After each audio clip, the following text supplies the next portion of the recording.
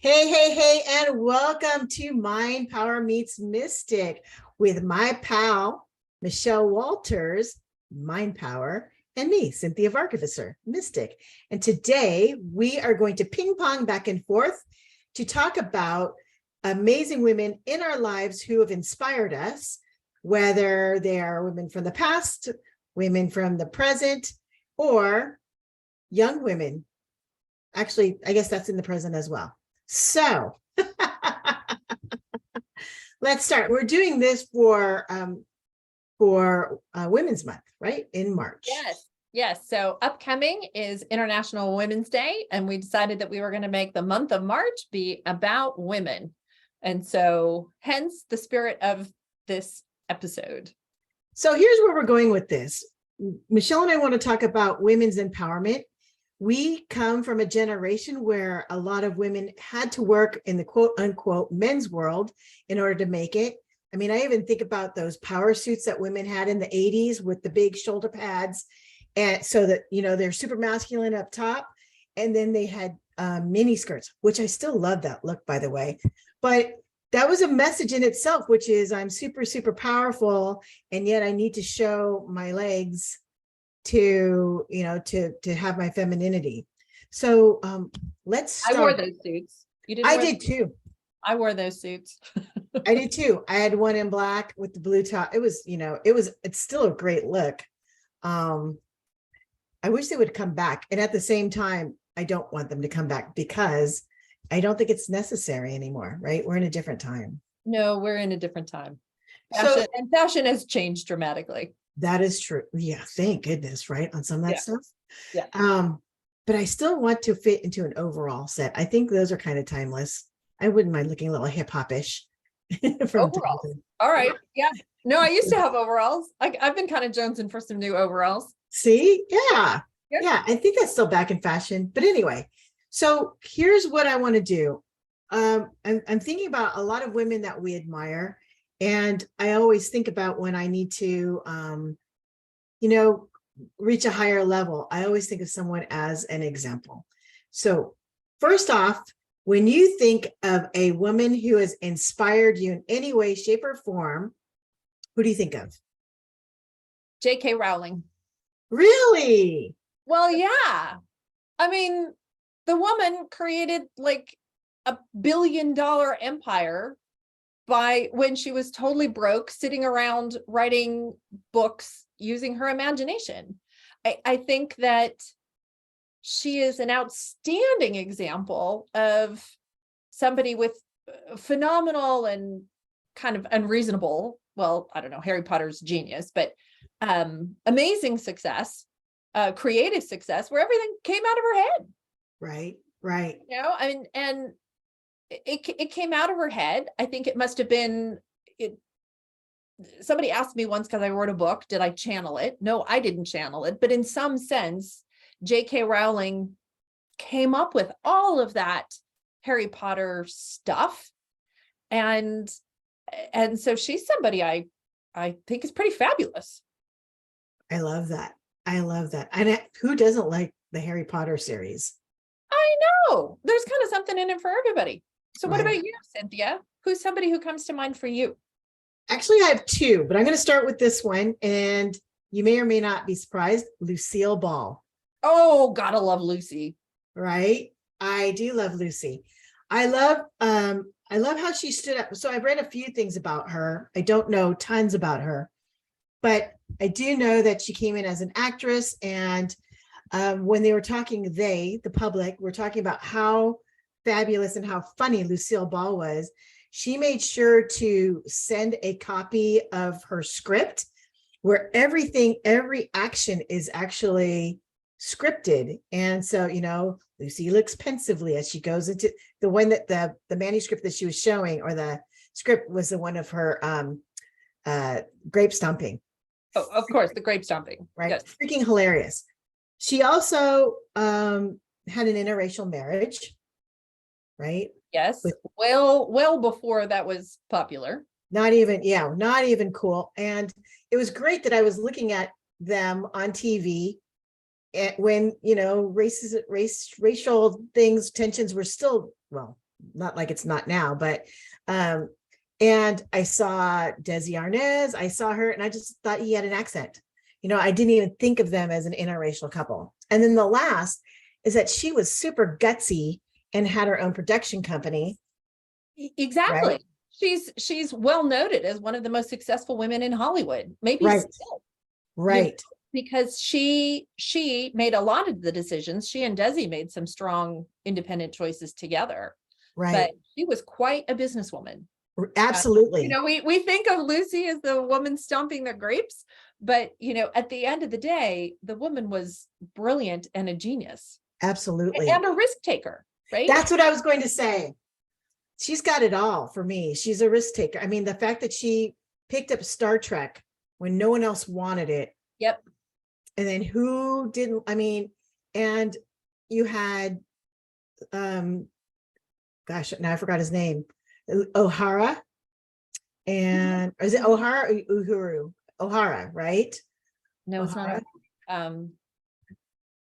I know who you mean. Yeah. The O'Hara and communication aspect. Sulu. Yeah. Yeah. O'Hara and Sulu, right? I Yep. mean, so, again, it was, Well, diverse. and I love that she's somebody who, where in some fields of her life was incredibly serious, Mhm. and then in other parts of her life she's a clown. Right. And I think it just goes to show that you really don't have to be limited. You don't have to be a clown and not be serious. You can be both if that's who you want to be. Right. Lucy did it. Look at her. Pretty amazing. Did you have a second person? My second person was Mae West. Mae West. I know who she is, but tell me why you love Mae West. Mae West celebrated sensuality. She was smart. She was witty. She was also very polished in a certain way. So I didn't get to read a whole lot about her, but everything I come across is just so smart. And the way that she portrayed herself was not as a victim, not as someone weak or, dependent. That's No. She has a very, you think about sort of Mae West compared to like a Marilyn Monroe, right? new. And Right. they both have loud feminine energy and feminine power, but they come from very different places, right? Right. And I think Marilyn Monroe knew very well what she was doing and how she was playing the game and was doing it very intentionally. Right. But it's a different energy than a Mae West energy. Exactly. That is the truth. That is the truth. Who do you have else that you think about when you are pulling on strength? I remember my teacher, Karen. And Karen grew up in sort of the 60s and trained as a hypnotherapist in LA in the 70s. And she was an intuitive down in Brazil and Rome. And she was somebody who knew how to use her feminine power to continue to maintain and grow her business year after year. And not a lot of people got to meet Karen. Unfortunately, she passed about a year and a half ago, but she's somebody that I knew personally who had a lot of power. And it came from a place of knowing herself. Karen was she was a woman in all senses. And that's the energy that she very much wanted to own. And so you didn't get to meet her, but she's somebody I look up to. What about you? Well, if you're going to talk about your Swami mommy, I'll bring up mine. Connie Jackson, my Swami mommy, who I met by chance, friend of a friend of a friend. Actually, it's a friend of my mom, and my mom's friend never got a reading, but took my mom. Took my mom. She got a reading, and then didn't tell my dad, which is really interesting because my dad was the one that was interested in readings, and gave me the gift of getting a reading, and there blossomed a beautiful relationship. Connie was biracial, in a time when it wasn't cool to be biracial. So half Filipino, half white. She grew up as a migrant worker. Oh, wow. And yeah, one of her dreams was to have a flush toilet, inside bathroom, and a car. That says a lot. Yeah, she didn't have formal education. If you would talk to her about her education, because as a migrant worker, you were always catching up and you never really got to go to school full time. She ended up with all these angels that helped her graduate. And then when she decided to go into hair, which I think she fell into, people helped her graduate. And I've never seen anybody trust their intuition as much as she trusted hers. And she would tell people amazing things. And she was also very open about she's a human being, about most of her anxieties. So Okay. yeah, so it was back in the good old days where everything was in person, and we're talking about the 90s. So if it was a new place where she was going to teach, she was afraid to drive by herself. So her really lovely husband would drive with her the day before, made sure that she knew where the stopping place is, if it was a long distance away, just, took really good care of her so that she was packed and ready to go and felt confident to drive down to her place, where she was going to have a class. So really, really sweet. She impacted my life so much. And I don't know how much compassion I would have without her. My mom is an incredible person. And, she was raising somebody who the Dutch word is onbeschoft, and onbeschoft is like borderline rude. So my mom would say that to me all the time. But she would say it with love. She's like, I don't know how I got you, you're so bescuffed. Because So you're borderline rude. yeah, I can't remember what the word is, but it's a great word. I actually love it because there's something to it. It's like a little bit bratty, but okay, bratty. And you picked this friend, my friend. I did pick this friend. I did. Well, and I think it's cool you're bringing up an international woman, right? I mean, part of what I think is so cool about International Women's Day is it's a day to think about women all over the world. Right. And, you and I see a teeny tiny slice of the world, but there are all kinds of women who'll be celebrating International Women's Day this year, including, executives in Taipei and Native people in Africa or India, women in China. I get excited because it's like an international day. Right. And I know women overseas whose husbands make a day of it, frankly, and bring them flowers and treat them nice. And we don't really do that as much here in the US, but I would like to see it happen. I would too. I actually, when you told me that, I thought, you got to be kidding me. Usually it's like, hey, sister, it's International Women's Day. Let's talk about our businesses. Let's talk about our wins. Right? Yeah. Well, and I mean, there's nothing wrong with that. But and I do think it's a good day for the ladies to be together, right? Right. To hang with your sisters, to be present with your female crowd. Absolutely. Right. But no, I thought it was really cute when I heard about these husbands bringing flowers. I was like, well, how to get huge brand points. I know. I got to start telling people that, it's not, it's actually better than Mother's Day. I take that back. Being a mom is something completely different. There's sacrifice on a completely different level. I'm not judging either way. But the thing about International Women's Day is you are celebrated for your wins regardless of, right, of what the wins are.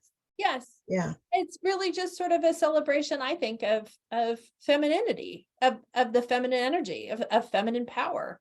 And I think it's completely reasonable to take one day out of 365 to think about that. Right. Hey, everyone, we are Cynthia and Michelle, otherwise known as Mind, Power, and Mystic. You are listening to our podcast, Mind, Power Meets Mystic. Today, we're talking about women's empowerment, or the people, not or, who are also the people that inspire us. So while we're at it, let's talk about this feminine energy and like this movement that's going on, as well as, I mean, we'll still talk about our idols and our teachers and the people that inspire us. And at the same time, let's talk about this feminine energy. I feel like it's finally getting recognized, and yet the recognition is still very small, but we're being recognized. What do you think? I think so. I feel like there's more energy going this year in 2023 to talking about. I mean, let's just start with talking about sort of what defines a masculine energy from a feminine energy, not from the perspective that there's a right or wrong, but there is a polarity, there is a difference.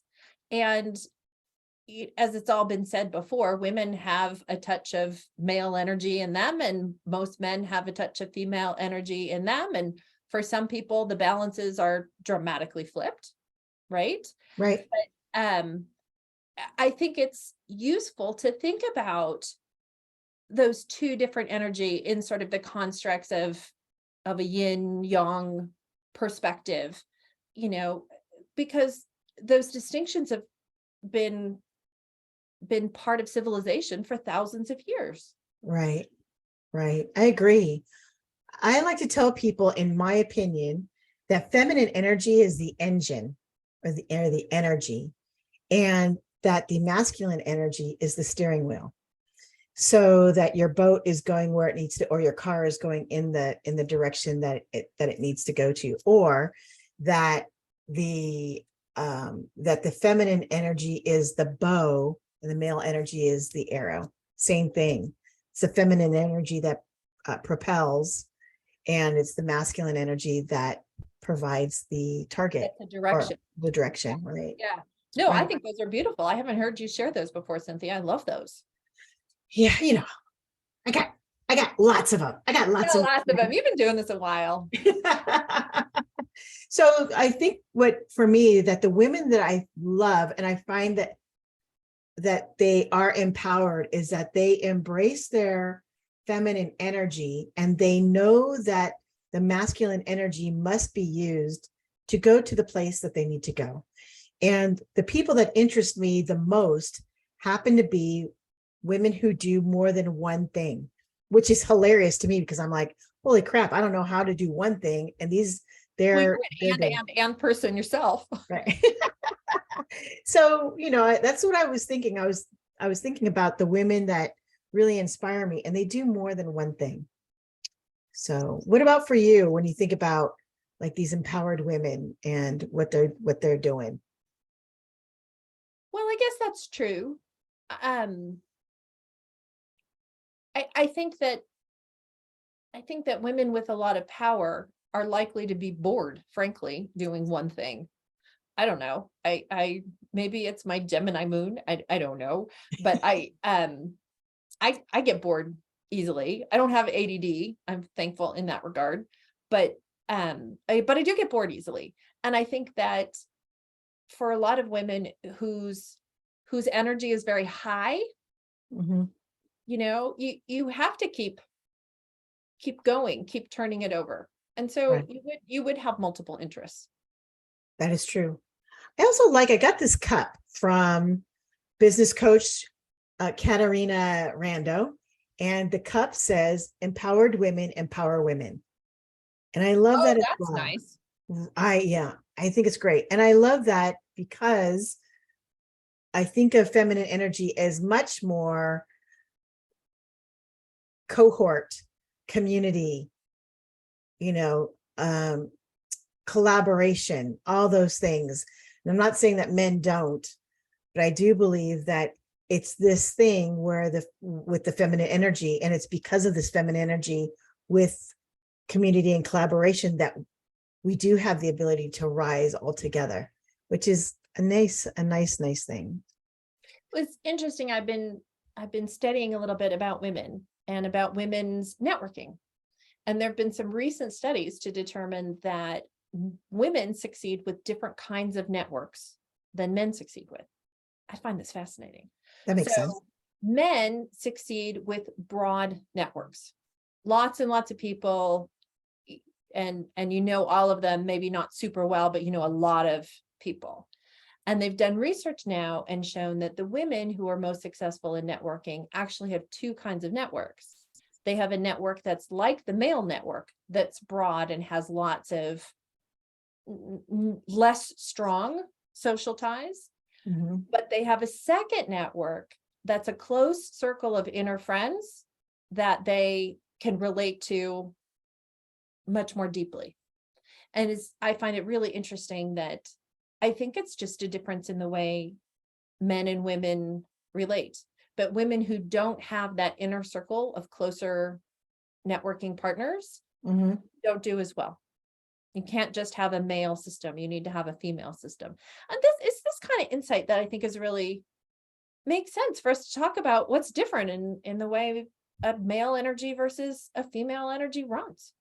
Yeah, I agree. I agree.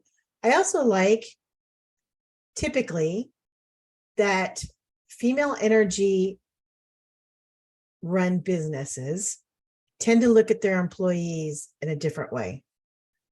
It's a little bit more holistic, I'd say that's true. right? Yeah. Women, from everything I've read, I think that's accurate to say that women are, I don't know what's the right word, a little more emotionally involved, a little more compassionate, a little less worried about some of the metrics and statistics that we have to use to run the business. I mean, that being said, we live in a really male energy dominated world, you know. So, This is a world where that really runs based on metrics and time checks and very logical kinds of, you know, setting the direction sort of ideas, as opposed to like different kinds of energy, or soft energy, or attractive energy, or slow or evening energy, like those kinds of energies, which I think are better embodied in women, or more classically embodied in women. They're not what runs the world. What right. runs the world are very male dominated metrics. And I think that may slowly change a little bit over time as women lead more companies, as women become more and more empowered. But we live in a pretty male oriented world, in my opinion, which is why I like International Women's Day. Right. I agree. I agree. I find it really interesting that big companies have wellness programs, and I don't know a bunch of them, but I can tell you the ones that I do know are run by women. I think that's really interesting. And you know, in wellness, it could be anything, but and actually the fun part is in the holistic field, they do include anything. So when I see the wellness things that are coming through some of these tech companies, I just crack up. I'm like, it totally makes sense, and nothing I would have thought of, because I always go to the woo, you know, let's go do this, let's go do that, you know, energetically, let's feel energy. So but that doesn't happen. So let's circle back before we have to close up, because we're already at that place. The time I- flies, Cynthia. I Always you're does. yeah, you're so amazing, that's why. Well, I like hanging out with you because you're so amazing. Why, thank you. All right. What do you got going on this month? It's March. It is March. My March madness has to do with shutting the fuck up and listening to your heart. So it's shut the fuck up, listen to your heart, or STFU. It's happening in Middletown, California, March 23rd through 26th. And it's actually going to be amazing. There's going to be time for silence and to be by yourself, times to connect with one other person and get to know another person, and actually really remember what it's like to connect on an intimate level. And it doesn't have to be sexual. And then of course, really getting back into the community, and all those things help you really understand what your heart wants, what is your purpose, because your heart will tell you that, as well as your calling through your purpose, which is a very long way of saying, hey, I got a retreat coming up. What about you? So my March Madness, I'm calling Mindset Madness, and it's going to be on the evening of March 14th at 6 p.m. It's an online class. It's a class about setting goals. So we're going to talk about what does it take to set a goal and achieve it. And then the second half of the class will be hypnosis, all focused on goal setting. So if somebody listening is interested in that, please come to my website and check out the deets. Sounds good. All right. It's been a lovely time with you, Ms. Michelle. You too, Ms. Cynthia. All right. Have a great International Women's Day, everybody. You too. You too. Woo! All right. Thank you so much for listening to us. We are Mind Power Meets Mystic, Michelle Walters and Cynthia Vargavisser. Please hit like and join. We have lots of information, good advice, and fun guests. And we hope to see you again very soon. Bye. Aces, my friend.